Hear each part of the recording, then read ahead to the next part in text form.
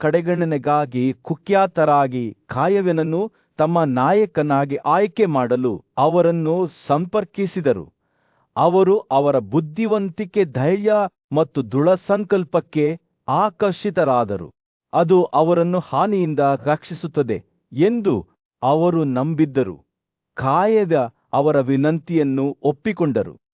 ಆದರೆ ಒಂದು ಷರತ್ತಿನೊಂದಿಗೆ ಅವರು ಕೆಲವು ನಿಯಮಗಳನ್ನು ಅನುಸರಿಸಲು ಒಪ್ಪಿಕೊಂಡರೆ ಮಾತ್ರ ಅವರು ಅವರನ್ನು ಮುನ್ನಡೆಸುತ್ತಾರೆ. ಹೆಂಗಸಿನನ್ನಾಗಲಿ, ಹೆದರುವವಳನ್ನಾಗಲಿ, ಮಗುವಿನನ್ನಾಗಲಿ, ಸನ್ಯಾಸಿಯನ್ನಾಗಲಿ ಎಂದಿಗೂ ಕೊಲ್ಲಬೇಡಿ. ಯುದ್ಧದಿಂದ ದೂರವಿರುವವರನ್ನು ಕೊಲ್ಲಬೇಡಿ. ಮಹಿಳೆಯರನ್ನು ಬಲವಂತವಾಗಿ ಬಂಧಿಸಬೇಡಿ. ಬ್ರಾಹ್ಮಣರನ್ನು ಯಾವುದೇ ಕಾರಣಕ್ಕೂ ರಕ್ಷಿಸಿ. ಅವರು ಸತ್ಯ ಮತ್ತು ಸದ್ಗುಣಗಳ ರಕ್ಷಕನು. ಅವರ ಆಜ್ಞೆಗಳನ್ನು ಪಾಲಿಸಿ. ಆಗ ನೀವು ಈ ಭೂಮಿಯಲ್ಲಿ ಸಮೃದ್ಧಿಯನ್ನು ಮತ್ತು ಮುಂದಿನದರಲ್ಲಿ ಮೋಕ್ಷವನ್ನು ಕಂಡುಕೊಳ್ಳುವಿರಿ ಎಂದು ಅವರು ಘೋಷಿಸಿದರು. ಕಾಯವ್ಯನ ಮಾತುಗಳಿಂದ ಪ್ರೇರಿತರಾದ ದರೋಡೆಕೋರರು ಆತನ ಬೋಧನೆಗಳನ್ನು ಅನುಸರಿಸುವುದಾಗಿ ಪ್ರತಿಜ್ಞೆ ಮಾಡಿದರು. ಆದ್ದರಿಂದ ಆತನ ಮಾರ್ಗದರ್ಶನದಲ್ಲಿ ಅವರು ನಿರ್ದಯ ಲೂಟಿಗಾರರಿಂದ ಉದಾತ್ತ ಯೋಧರಾಗಿ ರೂಪಾಂತರಗೊಂಡರು. ಅಮಾಯಕರನ್ನು ರಕ್ಷಿಸಿದರು ಮತ್ತು ನ್ಯಾಯವನ್ನು ಎತ್ತಿ ಹಿಡಿದರು. ಅವರ ಹೊಸ ನೈತಿಕತೆಯ ಪರಿಣಾಮವಾಗಿ ಅವರು ಈ ಜಗತ್ತಿನಲ್ಲಿ ದೊಡ್ಡ ಯಶಸ್ಸನ್ನು ಸಾಧಿಸಿದರು. ಆದರೆ ಕಾಯವ್ಯನು ತನ್ನ ಒಳ್ಳೆಯ ಕಾರ್ಯಗಳಿಗಾಗಿ ಅಪಾರ ಅರ್ಹತೆಯನ್ನು ಗಳಿಸಿದನು. ಪೂಜ್ಯ ಹಿರಿಯ ರಾಜನೀತಿಜ್ಞನಾದ ಭೀಷ್ಮನು ಕಾಯವ್ಯನ ಕಥೆಯನ್ನು ಹೇಳುವುದನ್ನು ಮುಂದುವರೆಸಿದನು. ಈ ಕಥೆಯನ್ನು ನೆನಪಿಸಿಕೊಳ್ಳುವ ಯಾರಾದರೂ ಕಾಡಿನ ನಿವಾಸಿಗಳಿಗೆ ಅಥವಾ ಯಾವುದೇ ಐಹಿಕ ಜೀವಿಗಳಿಗೆ ಎಂದಿಗೂ ಹೆದರುವುದಿಲ್ಲ ಎಂದು ಹೇಳಿದನು. ಅವರು ಅಪಾಯದ ಮಧ್ಯದಲ್ಲಿ ರಾಜನಂತೆ ಸುರಕ್ಷಿತರಾಗಿರುತ್ತಾರೆ. ಅವರ ಹೃದಯಗಳು ಧೈರ್ಯ ಮತ್ತು ಸಹಾನುಭೂತಿಯಿಂದ ತುಂಬಿರುತ್ತವೆ. ಅಂತಹ ವ್ಯಕ್ತಿಗೆ ಯಾವುದೇ ದುಷ್ಟ ಮನುಷ್ಯನು ಬೆದರಿಕೆಯನ್ನು ಒಡ್ಡಲು ಸಾಧ್ಯವಿಲ್ಲ ಮತ್ತು ಅವರು ಎಲ್ಲಾ ಜೀವಿಗಳೊಂದಿಗೆ ಸಾಮರಸ್ಯದಿಂದ ಬದುಕುತ್ತಾರೆ. ನಾಯಕನಾಗಿ ಮಾರ್ಪಟ್ಟ ದರೋಡೆಕೋರ ಕಾಯವ್ಯನನ್ನೇ. ಸೂರ್ಯನು ಹಸ್ತಿನಾಪುರ ರಾಜ್ಯದ ಮೇಲೆ ಮುಳುಗುತ್ತಿದ್ದನು. ಗಲಭೆಯ ಬೀದಿಗಳಲ್ಲಿ ಬೆಚ್ಚಗಿನ ಕಿತ್ತಳೆ ಬಣ್ಣದ ಹೊಳಪನ್ನು ಬೀರುತ್ತಿತ್ತು. ಪೂಜ್ಯ ಪಿತೃಪುರುಷ ಮತ್ತು ರಾಜ ಧೃತರಾಷ್ಟ್ರನ ಸಲಹೆಗಾರನಾದ ಭೀಷ್ಮನು ಚಿಂತನಶೀಲ ಮೌನದಲ್ಲಿ ಕುಳಿತಿದ್ದನು. ಅವನ ಕಣ್ಣುಗಳು ಆಲೋಚನೆಯಲ್ಲಿ ಕಳೆದು ಹೋದವು. ಅವನು ಮಾತನಾಡಲು ಪ್ರಾರಂಭಿಸಿದನು. ಅವನ ಧ್ವನಿಯು ಪ್ರಾಚೀನ ಬುದ್ಧಿವಂತಿಕೆಯ ಕಥೆಯನ್ನು ಪ್ರಾರಂಭಿಸುತ್ತಿದ್ದಂತೆ ಮಂದ ಮತ್ತು ಅಳತೆ ಮಾಡಿತು. ಈ ಆಡಳಿತದ ವಿಷಯದಲ್ಲಿ ನಮ್ಮ ಧರ್ಮಗ್ರಂಥಗಳು ಶತಮಾನಗಳಿಂದ ರಾಜರಿಗೆ ಮಾರ್ಗದರ್ಶನ ನೀಡಿದ ಕಾಲಾತೀತ ಸತ್ಯವನ್ನು ಬಹಿರಂಗಪಡಿಸುತ್ತವೆ ಎಂದು ಭೀಷ್ಮ ಹೇಳಿದರು. ಇದು ಎಲ್ಲದರ ಸೃಷ್ಟಿಕರ್ತನಾದ ಸ್ವತಃ ಬ್ರಹ್ಮನಿಂದ ನೀಡಲ್ಪಟ್ಟ ಬೋಧನೆಯಾಗಿದೆ. ಪವಿತ್ರ ಆಚರಣೆಗಳು ಮತ್ತು ತ್ಯಾಗಗಳಿಗೆ ತಮ್ಮನ್ನು ತಾವು ಅರ್ಪಿಸಿಕೊಳ್ಳುವವರ ಸಂಪತ್ತನ್ನು ಎಂದಿಗೂ ಮುಟ್ಟಬಾರದು, ಏಕೆಂದರೆ ಅದು ದೇವರುಗಳಿಂದಲೇ ಕದಿಯುವಂತಿದೆ. ಭೀಷ್ಮನ ಮಾತುಗಳು ಮಹತ್ವವನ್ನು ಹೊಂದಿದ್ದವು, ಏಕೆಂದರೆ ಅವನು ಮಹಾನ್ ಬುದ್ಧಿವಂತಿಕೆ ಮತ್ತು ಅನುಭವದ ವ್ಯಕ್ತಿಯಾಗಿದ್ದನು. ಅನೇಕ ರಾಜರು ಬಂದು ಹೋಗುವುದನ್ನು ಅವನು ನೋಡಿದ್ದನು. ಪ್ರತಿಯೊಬ್ಬರೂ ತಮ್ಮದೇ ಆದ ಸಾಮರ್ಥ್ಯ ಮತ್ತು ದೌರ್ಬಲ್ಯಗಳೊಂದಿಗೆ ಒಬ್ಬ ಕ್ಷತ್ರಿಯ. ಅವನು ಮುಂದುವರಿಸಿದನು, ಈ ಪವಿತ್ರ ಕರ್ತವ್ಯಗಳನ್ನು ನಿರ್ವಹಿಸದವರಿಂದ ಮಾತ್ರ ಸಂಪತ್ತನ್ನು ತೆಗೆದುಕೊಳ್ಳಬೇಕು, ಏಕೆಂದರೆ ಜನರನ್ನು ರಕ್ಷಿಸುವುದು ಮತ್ತು ಒದಗಿಸುವುದು ಯೋಧ ವರ್ಗದ ಕರ್ತವ್ಯವಾಗಿದೆ, ಅಮಾಯಕರನ್ನು ಲೂಟಿ ಮಾಡುವುದು ಅಲ್ಲ. ಭೀಷ್ಮನು ಮಾತನಾಡುವಾಗ ಅವನ ಕಣ್ಣುಗಳು ದೂರದ ಭೂತಕಾಲವನ್ನು ನೋಡುವಂತೆ ಕಾಣುತ್ತಿದ್ದವು. ಅವರು ದೀರ್ಘಕಾಲ ಮರೆತು ಹೋದ ಯುದ್ಧಗಳು ಮತ್ತು ವಿಜಯಗಳ ನೆನಪುಗಳನ್ನು ಮರುಕಳಿಸುತ್ತಿರುವಂತೆ ಈ ಭೂಮಿಯ ಮೇಲಿನ ಎಲ್ಲಾ ಜೀವಿಗಳು ಮತ್ತು ಸಾರ್ವಭೌಮತ್ವದ ಎಲ್ಲಾ ಸಂತೋಷಗಳು ಕ್ಷತ್ರಿಯರಿಗೆ ಸೇರಿವೆ. ಅವರ ಸಂಪತ್ತು ವೈಯಕ್ತಿಕ ಲಾಭಕ್ಕಾಗಿ ಅಲ್ಲ, ಆದರೆ ಅವರ ಜನರ ಯೋಗಕ್ಷೇಮಕ್ಕಾಗಿ ಮತ್ತು ಪವಿತ್ರ ವಿಧಿಗಳ ಅನುಷ್ಠಾನಕ್ಕಾಗಿ ಎಂದು ಅವರು ಹೇಳಿದರು. ಭೀಷ್ಮನ ಮಾತುಗಳು ತನ್ನ ಸುತ್ತಲೂ ಕುಜ್ಯಭಾವವನ್ನು ಮೂಡಿಸುತ್ತಿದ್ದಂತೆ ಧೂಪದ್ರವ್ಯದ ಸುವಾಸನೆಯಿಂದ ಗಾಳಿ ತುಂಬಿತು. ದೇವರುಗಳಿಗೆ, ಪೂರ್ವಜರಿಗೆ ಮತ್ತು ಜನರಿಗೆ ಶುದ್ಧೀಕರಿಸಿದ ಬೆಣ್ಣೆಯನ್ನು ಅರ್ಪಿಸುವ ರಾಜರ ಕರ್ತವ್ಯದ ಬಗ್ಗೆ ಆತ ಮಾತನಾಡಿದರು. ಒಬ್ಬ ಸದ್ಗುಣಶೀಲ ರಾಜನು ಈ ಕರ್ತವ್ಯಗಳನ್ನು ಗೌರವಿಸದವರಿಂದ ಸಂಪತ್ತನ್ನು ಕಸಿದುಕೊಳ್ಳಬೇಕು ಎಂದು ಆತ ಹೇಳಿದನು. ಹಾಗೆ ಮಾಡುವುದರಿಂದ ಅವನು ಅನೇಕ ಒಳ್ಳೆಯ ಜನರಿಗೆ ಸಂತೋಷವನ್ನು ತರಬಹುದು ಮತ್ತು ಸಮೃದ್ಧಿಯ ರಾಜ್ಯವನ್ನು ಸೃಷ್ಟಿಸಬಹುದು. ರಾತ್ರಿಯ ಆಕಾಶದಲ್ಲಿ ನಕ್ಷತ್ರಗಳು ಮಿನುಗಲು ಪ್ರಾರಂಭಿಸಿದಾಗ ಭೀಷ್ಮನ ಮಾತುಗಳು ಈ ಜೀವನವನ್ನು ಮೀರಿದ ವಿಜಯಗಳ ಪ್ರಾಮುಖ್ಯತೆಯತ್ತ ತಿರುಗಿತು. ಒಬ್ಬ ರಾಜನು ತನ್ನ ಶಕ್ತಿಯ ಅಳತೆಗೆ ಅನುಗುಣವಾಗಿ ಮುಂದಿನ ಜಗತ್ತಿನಲ್ಲಿ ತನ್ನ ವಿಜಯಗಳನ್ನು ವಿಸ್ತರಿಸಬೇಕು ಎಂದು ಅವರು ಹೇಳಿದನು. ತರಕಾರಿ ಉತ್ಪನ್ನಗಳು ಕ್ರಮೇಣ ಬೆಳೆಯುವಂತೆಯೇ ಈ ಸಸ್ಯಗಳಂತೆಯೇ ತ್ಯಾಗಗಳು ಸಾಕಷ್ಟು ಕಾರಣವಿಲ್ಲದೆ ಹುಟ್ಟುತ್ತವೆ, ಆದರೆ ಸರಿಯಾದ ಸಮಯದಲ್ಲಿ ಫಲವನ್ನು ನೀಡುತ್ತವೆ. ರಾತ್ರಿಯ ಗಾಳಿಯು ಭೀಷ್ಮನ ಮಾತುಗಳನ್ನು ಮರಗಳು ಮತ್ತು ಪ್ರಾಣಿಗಳು ಶ್ರದ್ಧೆಯಿಂದ ಕೇಳುತ್ತಿರುವಂತೆ ಶಾಂತವಾಯಿತು. ಆತನು ಯಜ್ಞಗಳನ್ನು ಮಾಡಲು ನಿರಾಕರಿಸಿದವರನ್ನು ಓಡಿಸುವ ಬಗ್ಗೆ ಮಾತನಾಡುತ್ತಿದ್ದನು. ಹಾಲು ನೀಡುವ ಹಸುವಿನಿಂದ ನೊಳಗಳು ಮತ್ತು ಕೊಕ್ಕರೆಗಳನ್ನು ಓಡಿಸುವಂತೆಯೇ ಇದು ನೈತಿಕತೆಗೆ ಅನುಗುಣವಾಗಿದೆ ಎಂದು ಅವರು ಹೇಳಿದರು. ಅವರ ಧ್ವನಿ ಸ್ಥಿರ ಮತ್ತು ಅಚಲವಾಗಿದ್ದ ಸೂರ್ಯನ ಕೊನೆಯ ಕಿರಣಗಳು ಮಸುಕಾಗುತ್ತಿದ್ದಂತೆ ಭೀಷ್ಮನ ಕಥೆಯು ಪೂರ್ಣ ವೃತ್ತಾಕಾರದಲ್ಲಿ ಬಂದಿತು. ನೈತಿಕತೆಯ ಪ್ರಶ್ನೆಗಳು, ಅವರು ಹೇಳಿದರು, ಎರಡು ಕಲ್ಲುಗಳ ನಡುವೆ ಸುರಿದ ಧೂಳಿನಂತೆ ಸೂಕ್ಷ್ಮವಾಗುತ್ತಾ ಹೋದವು. ಪ್ರಶಾಂತವಾದ ಸರೋವರದಲ್ಲಿ 3 ಸಕಲ ಮೀನುಗಳು ಆಪ್ತ ಸ್ನೇಹಿತರಾಗಿ ಒಟ್ಟಿಗೆ ವಾಸಿಸುತ್ತಿದ್ದವು. ಅವರಲ್ಲಿ ಭೀಷ್ಮನ ಸ್ನೇಹಿತ ಕೃತವರ್ಮ ಎಂಬ ಬುದ್ಧಿವಂತ ಮೀನು ಯಾವಾಗಲೂ ಮುಂದೆ ಯೋಚಿಸಿ ಭವಿಷ್ಯಕ್ಕಾಗಿ ಸಿದ್ಧವಾಗಿರುತ್ತಿತ್ತು. ಅವನ ಜೊತೆಗಾರನಾದ ಅಶ್ವತ್ಥ ಎಂಬ ಇನ್ನೊಬ್ಬ ಬುದ್ಧಿವಂತ ಮೀನು ದೊಡ್ಡ ಬುದ್ಧಿವಂತಿಕೆಯನ್ನು ಹೊಂದಿತ್ತು ಮತ್ತು ತನ್ನ ಕಾಲುಗಳ ಮೇಲೆ ಯೋಚಿಸಬಹುದಾಗಿತ್ತು. ಆದಾಗ್ಯೂ 3ನೆಯ ಮೀನಿಗೆ ವೃತ್ರ ಎಂದು ಹೆಸರಿಡಲಾಯಿತು ಮತ್ತು ಅವನು ವಿಳಂಬ ಮಾಡುವುದರಲ್ಲಿ ಕುಖ್ಯಾತನಾಗಿದ್ದನು. ಒಂದು ದಿನ ಮೀನುಗಾರರ ಗುಂಪೊಂದು ಬುಟ್ಟಿಗಳನ್ನು ಹಿಡಿದುಕೊಂಡು ಸರೋವರದ ನೀರನ್ನು ವಿವಿಧ ಹೊರಹರಿವಿನ ಮೂಲಕ ಕೆಳಮಟ್ಟಕ್ಕೆ ಹರಿಸಲು ಬಂದಿತು. ನೀರಿನ ಮಟ್ಟ ಕಡಿಮೆಯಾಗುತ್ತಿದ್ದಂತೆ ಕೃತವರ್ಮ ತಮ್ಮ ಸುರಕ್ಷತೆಯ ಬಗ್ಗೆ ಚಿಂತಿತರಾದರು. ಅವರು ತಮ್ಮ ಸಹಚರರನ್ನು ಉದ್ದೇಶಿಸಿ, ಸ್ನೇಹಿತರೆ, ನಾವು ಗಂಭೀರ ಅಪಾಯದಲ್ಲಿದ್ದೇವೆ. ಸರೋವರದ ನೀರು ಬರಿದಾಗುತ್ತಿದೆ ಮತ್ತು ಶೀಘ್ರದಲ್ಲೇ ನಮ್ಮ ಮಾರ್ಗವು ಅಡ್ಡಿಯಾಗುತ್ತದೆ. ನಾವು ತಕ್ಷಣವೇ ಓಡಿ ಹೋಗಬೇಕು. ಆದಾಗ್ಯೂ ವೃತ್ರನು ಕೃತವರ್ಮನ ಎಚ್ಚರಿಕೆಯನ್ನು ತಳ್ಳಿಹಾಕಿದನು. ಅವಸರ ಮಾಡುವ ಅಗತ್ಯವಿಲ್ಲ. ನಾವು ನಿಲ್ಲೋಣವಷ್ಟೊಂದು ಬುದ್ಧಿವಂತ ಮೀನು ಅಶ್ವತ್ಥನು ಮಧ್ಯಪ್ರವೇಶಿಸಿ, ಸಮಯ ಬಂದಾಗ ನಾನು ಯಾವಾಗಲೂ ನೀತಿಗೆ ಅನುಗುಣವಾಗಿ ತಯಾರಿ ನಡೆಸುತ್ತೇನೆ ಎಂದು ಹೇಳಿದನು. ಆದರೆ ವೃತ್ರನು ಅದನ್ನು ಕೇಳಲು ನಿರಾಕರಿಸಿದನು ಮತ್ತು ಬದಲಿಗೆ ಅವನ ನಿರ್ಗಮನವನ್ನು ವಿಳಂಬಗೊಳಿಸಲು ನಿರ್ಧರಿಸಿದರು.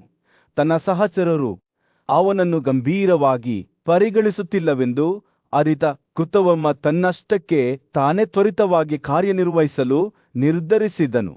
ಅವನು ಪ್ರವಾಹದ ವಿರುದ್ಧ ಈಜಲು ನಿರ್ಧರಿಸಿದನು ಮತ್ತು ಹತ್ತಿರದ ಆಳವಾದ ಸರೋವರವನ್ನು ತಲುಪಿದನು. ಮೀನುಗಾರರು ತಮ್ಮ ಮೂಲ ಸರೋವರದಿಂದ ಹೆಚ್ಚಿನ ನೀರನ್ನು ಹರಿಸಿ ಉಳಿದ ಮೀನುಗಳನ್ನು ವಿವಿಧ ವಿಧಾನಗಳನ್ನು ಬಳಸಿ ಮುಚ್ಚಿದರು.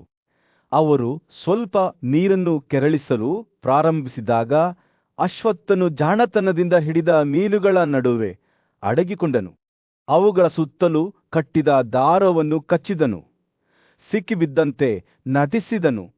ಮೀನುಗಾರರಿಗೆ ದಾರಕ್ಕೆ ಜೋಡಿಸಲಾದ ಎಲ್ಲಾ ಮೀನುಗಳು ಸಿಕ್ಕಿಬಿದ್ದಿವೆ ಎಂದು ನಂಬುವಂತೆ ಮಾಡಿದ ನೇತಮಧ್ಯೆ ವಿತರನು ಇತರ ಅನೇಕ ಮೀನುಗಳೊಂದಿಗೆ ಸಿಕ್ಕಿಬಿದ್ದನು ಮತ್ತು ಮೀನುಗಾರರು ಅವುಗಳನ್ನು ತೊಳೆಯಲು ಆಳವಾದ ಕೊಳಕ್ಕೆ ಕರೆದೊಯ್ದಾಗ ಅವನ ಸಾವನ್ನು ಎದುರಿಸಿದನು. ಆದಾಗ್ಯೂ ಮೀನುಗಾರರು ಅದನ್ನು ನಿರೀಕ್ಷಿಸದಿದ್ದಾಗ ಅಶ್ವತ್ಥನು ತಪ್ಪಿಸಿಕೊಳ್ಳುವ ಅವಕಾಶವನ್ನು ಕಂಡನು.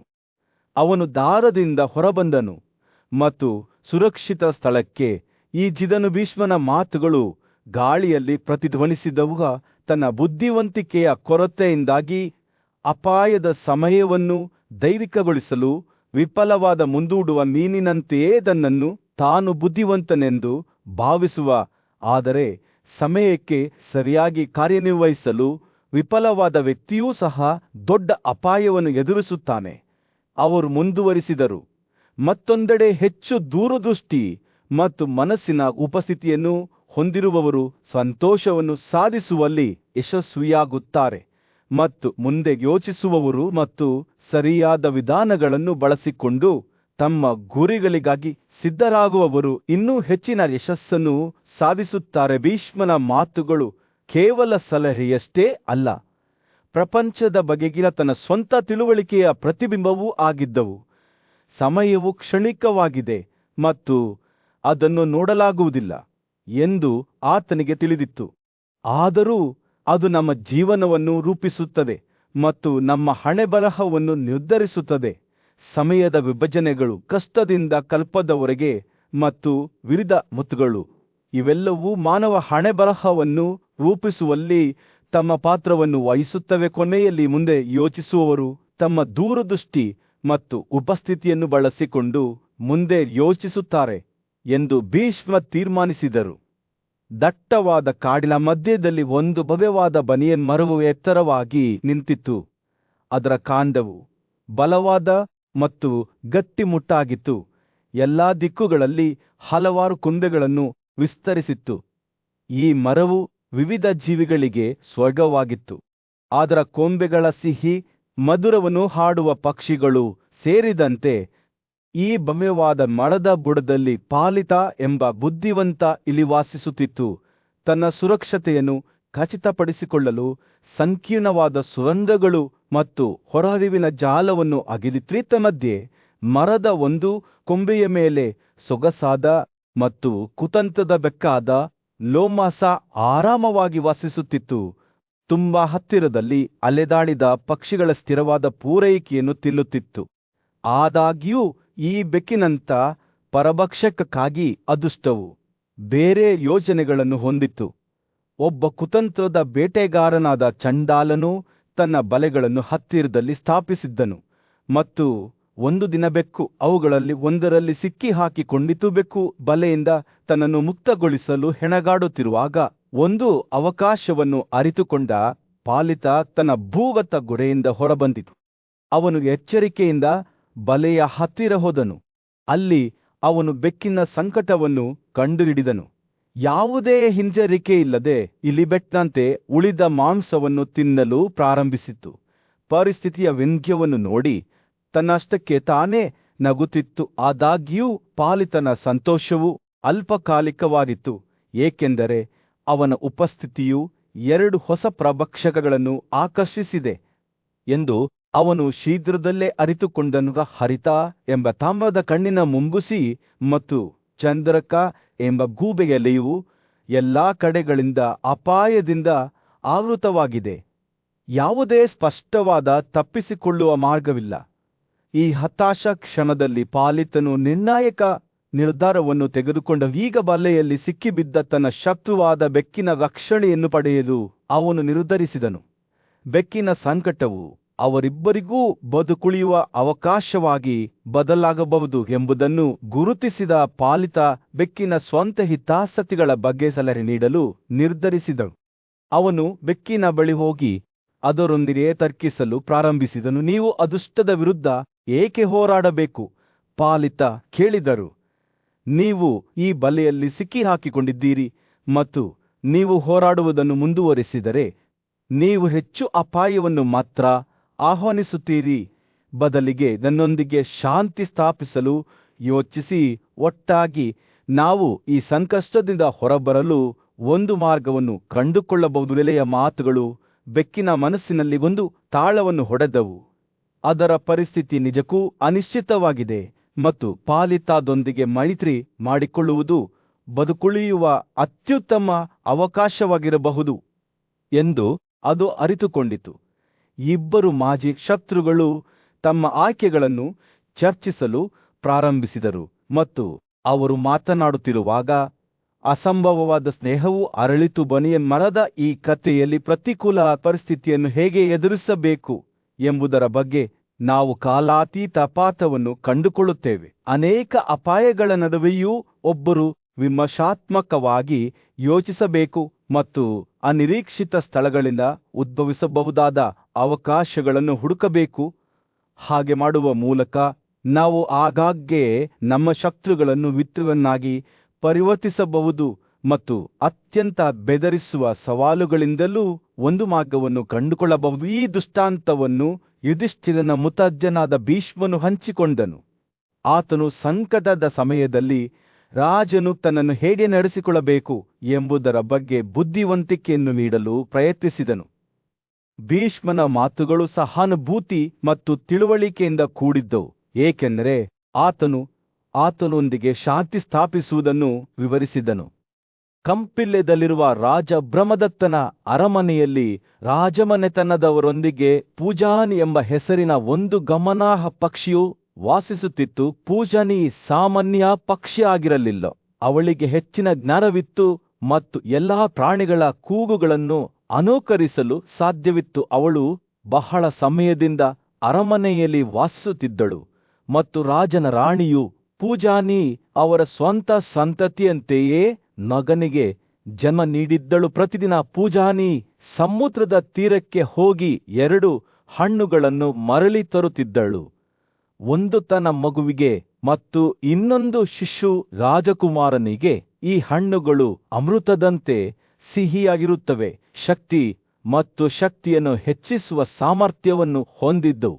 ಶಿಶು ರಾಜಕುಮಾರನು ಪೂಜಾನಿ ನೀಡಿದ ಹಣ್ಣನ್ನು ತಿನ್ನುತ್ತಿದ್ದನು ಮತ್ತು ಪ್ರತಿ ಹಾದು ಹೋಗುವ ದಿನವೂ ಅವನ ಶಕ್ತಿ ಬೆಳೆಯುತ್ತಿತ್ತು. ಒಂದು ದುರದೃಷ್ಟಕರ ದಿನ ತನ್ನ ದಾದಿಯು ತನ್ನ ಮಗುವನ್ನು ಹೊತ್ತುಕೊಂಡು ಹೋಗುತ್ತಿದ್ದಾಗ ಆ ನವಜಾತ ರಾಜಕುಮಾರನು ತನ್ನ ಹತ್ತಿರ ಆಡುತ್ತಿದ್ದ ಪೂಜಾನಿಯ ಮಗುವನ್ನು ನೋಡಿದನು.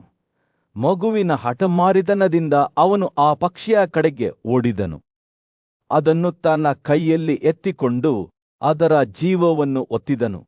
ಅವಳು ತನ್ನ ದೈನಂದಿನ ಕೆಲಸದಿಂದ ಹಿಂದಿರುಗುವಾಗ ಆ ನರ್ಸ್ ಸತ್ತ ಪಕ್ಷಿಯನ್ನು ನೋಡಿ ಆಘಾತಕ್ಕೊಳಗಾದಳು. ತನ್ನ ಮಗ ನೆಲದ ಮೇಲೆ ನಿರ್ಜೀವವಾಗಿ ಬಿದ್ದಿರುವುದನ್ನು ನೋಡಿದ ಪೂಜನೀಯಳು ತೀವ್ರವಾಗಿ ಅಳತೊಡಗಿದಳು. ರಾಜ ಬ್ರಹ್ಮದತ್ತನ ಕುಟುಂಬವು ಒದಗಿಸಿದ್ದ ಆಶ್ರಯಕ್ಕಾಗಿ ಅವಳು ಯಾವಾಗಲೂ ಕೃತಜ್ಞಳಾಗಿದ್ದಳು. ಆದಾಗ್ಯೂ ಈ ಘಟನೆಯು ಎಲ್ಲವನ್ನೂ ಬದಲಾಯಿಸಿತು. ರಾಜ ಮತ್ತು ಅವನ ರಾಜಕುಮಾರನಂತಹ ಕ್ಷತ್ರಿಯರು ವಿಶ್ವಾಸಾರ್ಹವಲ್ಲವೆಂದು ಪೂಜನೀಯರಿಗೆ ಅರಿವಾಯಿತು. ಅವರು ನಿಮ್ಮಿಂದ ಏನನ್ನಾದರೂ ಬಯಸಿದಾಗ ಮಾತ್ರ ಸೌಜನ್ಯದಿಂದ ವರ್ತಿಸುತ್ತಾರೆ, ಆದರೆ ಒಮ್ಮೆ ಅವರ ಉದ್ದೇಶವನ್ನು ಸಾಧಿಸಿದ ನಂತರ ಅವರು ನಿಮ್ಮನ್ನು ಎರಡನೇ ಆಲೋಚನೆಯಿಲ್ಲದೆ ತ್ಯಜಿಸುತ್ತಾರೆ. ತನ್ನ ಮಗುವಿನ ಜೀವವನ್ನು ತೆಗೆದುಕೊಂಡ ಕ್ರೂರ ರಾಜಕುಮಾರನ ಮೇಲೆ ಪ್ರತೀಕಾರ ತೀರಿಸಿಕೊಳ್ಳುವುದಾಗಿ ಪೂಜಾನಿ ಪ್ರತಿಜ್ಞೆ ಮಾಡಿದಳು. ಉದ್ದೇಶಪೂರ್ವಕವಾಗಿ ಮಾಡಿದ ಪಾಪ ಕೃತ್ಯವು ಶೀಘ್ರದಲ್ಲೇ ಅಥವಾ ನಂತರ ಪರಿಣಾಮಗಳನ್ನು ಉಂಟುಮಾಡುತ್ತದೆ ಎಂದು ಹೇಳಿ ಅವಳು ತನ್ನ ಕಣ್ಣುಗಳನ್ನು ಚುಚ್ಚಿದಳು. ಪೂಜಾನಿ ತನ್ನ ಮಗನನ್ನು ಕುರುಡನನ್ನಾಗಿ ಮಾಡಿದ್ದನ್ನು ನೋಡಿದ ರಾಜನಿಗೆ ತಾನು ತನಗೆ ಮಾಡಿದ ಗಾಯಕ್ಕೆ ಪ್ರತೀಕಾರ ತೀರಿಸಿಕೊಳ್ಳುತ್ತಿದ್ದೇನೆ ಎಂದು ಆರಂಭದಲ್ಲಿ ಅನಿಸಿತು. ಆದಾಗ್ಯೂ ಪೂಜಾನಿ ತನ್ನ ಕುಂದುಕೊರತೆಗಳನ್ನು ವ್ಯಕ್ತಪಡಿಸುವುದನ್ನು ಮುಂದುವರೆಸಿದಳು ಮತ್ತು ತಪ್ಪಾದ ನಂಬಿಕೆ ಮತ್ತು ಸಂಧಾನದ ಅಪಾಯಗಳನ್ನು ವಿವರಿಸಿದಳು. ಒಮ್ಮೆ ಯಾರಾದರೂ ಇನ್ನೊಬ್ಬರನ್ನು ಗಾಯಗೊಳಿಸಿದರೆ ಅವರು ಮತ್ತೆ ಸ್ನೇಹಿತರಾಗಲು ಅಸಾಧ್ಯವೆಂದು ಅವಳು ನಂಬಿದ್ದಳು. ಅವರ ನಡುವಿನ ದ್ವೇಷವು ನಿಜವಾಗಿಯೂ ಎಂದಿಗೂ ಸಾಯುವುದಿಲ್ಲ. ಅಂತಹ ಗಾಯವು ಸಂಭವಿಸಿದ ಸ್ಥಳದಲ್ಲಿ ತಾನು ಇನ್ನು ಮುಂದೆ ಬದುಕಲು ಸಾಧ್ಯವಿಲ್ಲ ಎಂದು ಪೂಜಾನಿ ನಿರ್ಧರಿಸಿದಳು. ರಾಜಕುಮಾರನ ಕ್ರಿಯೆಗಳು ತನ್ನದೇ ವ್ಯಕ್ತಿತ್ವದ ಪ್ರತಿಬಿಂಬವಲ್ಲ ಮತ್ತು ಅವು ಶಾಂತಿಯುತವಾಗಿ ಸಹಬಾಳ್ವೆ ನಡೆಸಬೇಕು ಎಂದು ಭರವಸೆ ನೀಡಿ ಬ್ರಹ್ಮದತ್ತನು ಪೂಜಾರಿಯನ್ನು ಅಲ್ಲಿಯೇ ಉಳಿಯಲು ಮನವೊಲಿಸಲು ಪ್ರಯತ್ನಿಸಿದನು. ಆದರೆ ಅವಳು ಅರಮನೆಯಲ್ಲಿ ಉಳಿಯುವವರೆಗೆ ತನ್ನ ಮಗುವಿನ ಮರಣದ ನೆನಪು ಅವಳನ್ನು ಕಾಡುತ್ತದೆ ಎಂದು ತಿಳಿದ ಪೂಜಾನಿ ದೃಢನಿಶ್ಚಯದವಳಾಗಿದ್ದಳು. ಅಂತಿಮವಾಗಿ ತಪ್ಪು ನಂಬಿಕೆಯ ಅಪಾಯಗಳು ಮತ್ತು ಶತ್ರುಗಳು ಒಟ್ಟಿಗೆ ವಾಸಿಸಿದಾಗ ವಿನಾಶದ ಅನಿವಾರ್ಯತೆಯನ್ನು ಉಲ್ಲೇಖಿಸಿ ಪೂಜಾನಿ ಅರಮನೆಯನ್ನು ತೊರೆಯಲು ನಿರ್ಧರಿಸಿದಳು. ಗಾಯ ಮಾಡುವವರು ಮತ್ತು ಸೇಡು ತೀರಿಸಿಕೊಳ್ಳುವವರ ನಡುವಿನ ಸಂಬಂಧವು ಶಾಂತಿಯನ್ನು ತರುತ್ತದೆ ಎಂದು ತೋರುತ್ತದೆಯಾದರೂ ದ್ವೇಷವು ನಿಜವಾಗಿಯೂ ಎಂದಿಗೂ ಕಣ್ಮರೆಯಾಗುವುದಿಲ್ಲ ಎಂದು ಅವಳು ನಂಬಿದ್ದಳು. ಈ ವಿಶ್ವಾಸದೊಂದಿಗೆ ಪೂಜಾನಿ ಅರಮನೆಯಿಂದ ಹೊರಟು ಹೋದಳು. ಧರ್ಮ ಮತ್ತು ಮಾನವೀಯತೆಯು ನಿಧಾನವಾಗಿ ಕಣ್ಮರೆಯಾಗುತ್ತಿದ್ದ ಜಗತ್ತಿನಲ್ಲಿ ರಾಜ ಯುಧಿಷ್ಠಿರನು ಅಂತಹ ಪ್ರಕ್ಷುಬ್ಧ ಕಾಲದಲ್ಲಿ ರಾಜನಾಡಿ ಹೇಗೆ ವರ್ತಿಸಬೇಕು ಎಂಬುದರ ಬಗ್ಗೆ ತನ್ನ ಅಜ್ಜ ಭೀಷ್ಮನ ಮಾರ್ಗದರ್ಶನವನ್ನು ಕೇಳಿದನು. ಭೀಷ್ಮನು ಯುಗಗಳ ಬುದ್ಧಿವಂತಿಕೆಯಿಂದ ಸವೀರ ಸಾಮ್ರಾಜ್ಯದ ರಾಜ ಶತ್ರುಂಜಯನ ಬಗ್ಗೆ ಒಂದು ಪ್ರಾಚೀನ ಕಥೆಯನ್ನು ಹಂಚಿಕೊಂಡನು. ರಾಜ ಶತ್ರುಂಜಯನು ಒಬ್ಬ ಪರಾಕ್ರಮಶಾಲಿ ಯೋಧನಾಗಿದ್ದು ಪೂಜ್ಯ ಋಷಿ ಭಾರದ್ವಾಜರ ಸಲಹೆಯನ್ನು ಪಡೆಯಲು ದೂರದವರೆಗೆ ಪ್ರಯಾಣಿಸಿದ್ದನು. ರಾಜನ ಪ್ರಶ್ನೆಗಳು ನೇರವಾದವು. ತನ್ನ ಬಳಿ ಇಲ್ಲದದ್ದನ್ನು ಅವನು ಹೇಗೆ ಪಡೆಯಲು ಸಾಧ್ಯ? ಒಮ್ಮೆ ಸ್ವಾಧೀನಪಡಿಸಿಕೊಂಡ ನಂತರ ಅವನು ತನ್ನ ಸಂಪತ್ತನ್ನು ಹೇಗೆ ಹೆಚ್ಚಿಸಲು ಸಾಧ್ಯ ಮತ್ತು ಅದನ್ನು ಕಳ್ಳತನವಾಗದಂತೆ ಅಥವಾ ವ್ಯರ್ಥವಾಗದಂತೆ ಅವನು ಹೇಗೆ ರಕ್ಷಿಸಲು ಸಾಧ್ಯ? ಭಾರದ್ವಾಜನು ತನ್ನ ಕಣ್ಣಿನಲ್ಲಿ ವೀಚು ಹೊತ್ತಿ ಉತ್ತರಿಸಿದನು. ಒಬ್ಬ ಬುದ್ಧಿವಂತ ರಾಜನು ತನ್ನ ಪ್ರಜೆಗಳ ಹೃದಯದಲ್ಲಿ ಭಯವನ್ನು ಹರಡಲು ಸದಾ ಸಿದ್ಧನಾಗಿ ಶಿಕ್ಷೆಯ ಕೋಲನ್ನು ಯಾವಾಗಲೂ ಕೈಯಲ್ಲಿ ಹಿಡಿದಿರಬೇಕು. ಅವನು ತನ್ನ ಪರಾಕ್ರಮ ಮತ್ತು ಜಾಗರೂಕತೆಯನ್ನು ಎಲ್ಲಾ ಸಮಯದಲ್ಲೂ ಪ್ರದರ್ಶಿಸಬೇಕು, ಏಕೆಂದರೆ ಇದು ನಿಷ್ಠೆ ಮತ್ತು ಗೌರವವನ್ನು ಪ್ರೇರೇಪಿಸುತ್ತದೆ. ಮುಂದುವರಿಸಿದರು. ರಾಜನ ಕಣ್ಣುಗಳು ಅವನ ಆತ್ಮಕ್ಕೆ ಕಿಟಕಿಗಳಾಗಿರುತ್ತವೆ.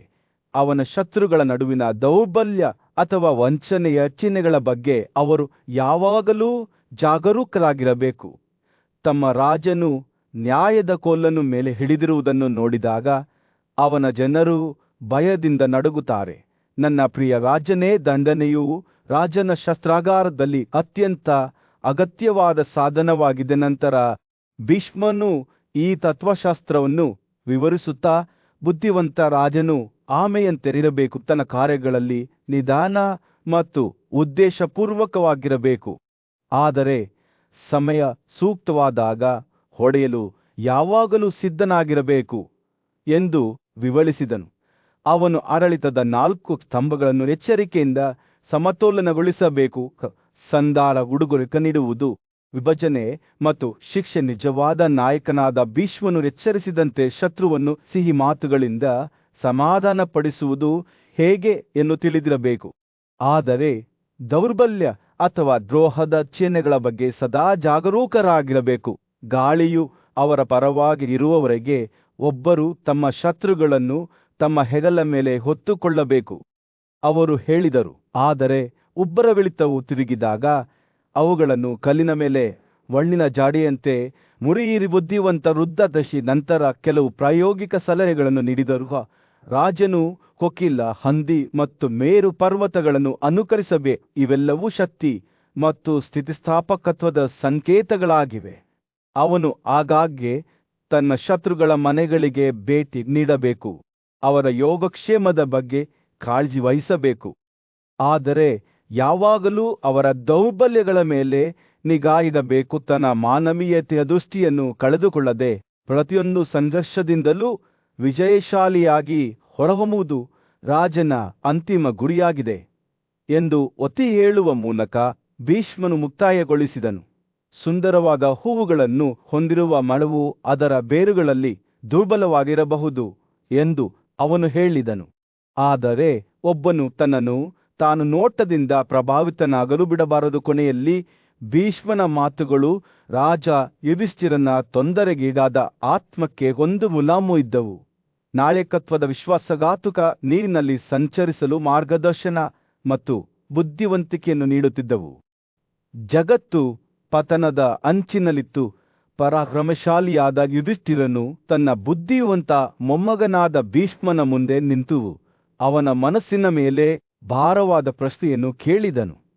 ನೀತಿಯು ಕ್ಷೀಣಿಸಿದಾಗ ಮತ್ತು ಅನ್ಯಾಯವು ಮೇಲುಗೈ ಸಾಧಿಸಿದಾಗ ಅವನು ಬ್ರಾಹ್ಮಣನು ಹೇಗೆ ಬದುಕಬೇಕು, ಅಂತಹ ದೊಡ್ಡ ಸಂಕಷ್ಟದ ಸಮಯದಲ್ಲಿ ರಾಜನು ಹೇಗೆ ಆಳಬೇಕು ಎಂದು ಕೇಳಿದನು. ವೈರಿಗಳನ್ನು ಕೇಳಿಸಿದ ಭೀಷ್ಮನು ಯುಧಿಷ್ಠಿರನನ್ನು ಬುದ್ಧಿವಂತ ಕಣ್ಣುಗಳಿಂದ ನೋಡಿದನು ಮತ್ತು ಮಾತನಾಡಲು ಪ್ರಾರಂಭಿಸಿದನು. ಪ್ರಜೆಗಳ ಶಾಂತಿ ಮತ್ತು ಸಮೃದ್ಧಿ, ಮಳೆ, ರೋಗ, ಸಾವು ಮತ್ತು ಇತರ ಭಯಗಳ ಪರ್ಯಾಪ್ತತೆ ಮತ್ತು ಕಾಲಾನುಗುಣತೆ ಎಲ್ಲವೂ ರಾಜನ ನಡವಳಿಕೆಯ ಮೇಲೆ ಅವಲಂಬಿತವಾಗಿದೆ ಎಂದು ಅವನು ಹೇಳಿದನು.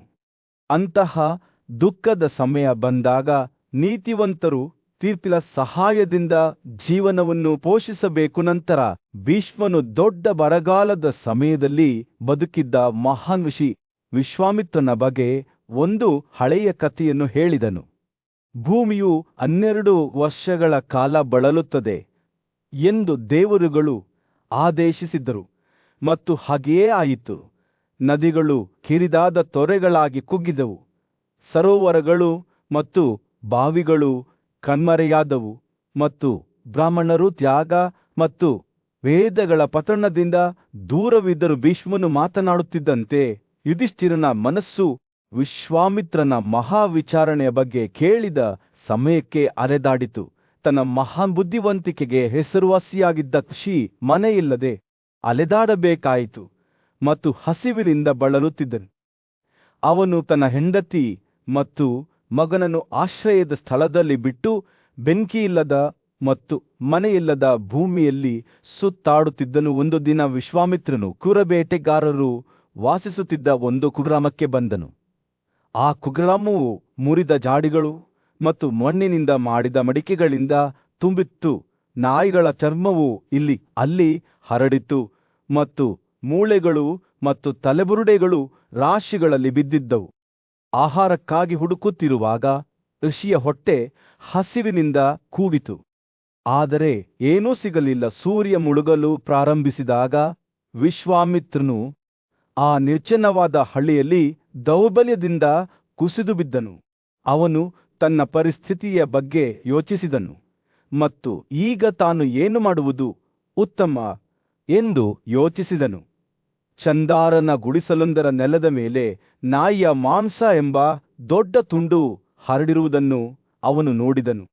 ಋಷಿಯು ಮಾಂಸವನ್ನು ಕದಿಯಬೇಕು ಎಂಬ ತೀರ್ಮಾನಕ್ಕೆ ಬಂದನು. ಆದರೆ ನಾನು ಕದಿಯುವುದು ಸರಿಯೇ? ವಿಶ್ವಾಮಿತ್ರನು ತನ್ನನ್ನು ತಾನೇ ಕೇಳಿಕೊಂಡನು.